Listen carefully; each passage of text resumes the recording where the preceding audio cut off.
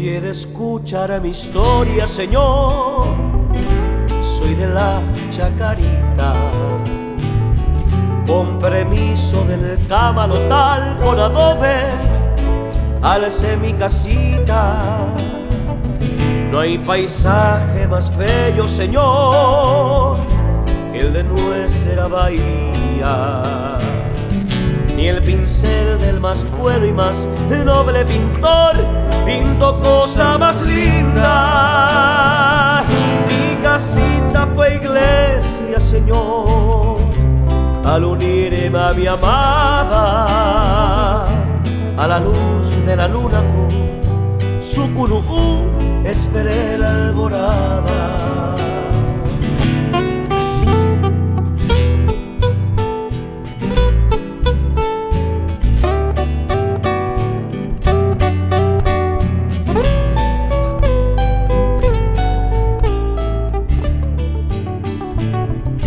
Pero toda esa estampa borró la lluvia del verano.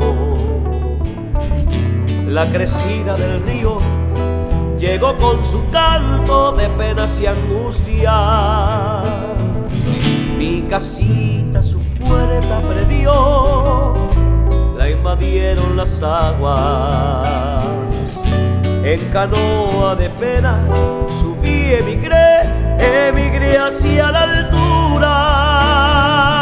Pero un día a mi hogar volveré, erguiré sus paredes, aliado al trabajo, al sol, a la fe, crisol de mi esperanza. Pero un día a mi hogar volveré, erguiré sus paredes, aliado al trabajo, al sol, a la fe, crisol de mi esperanza.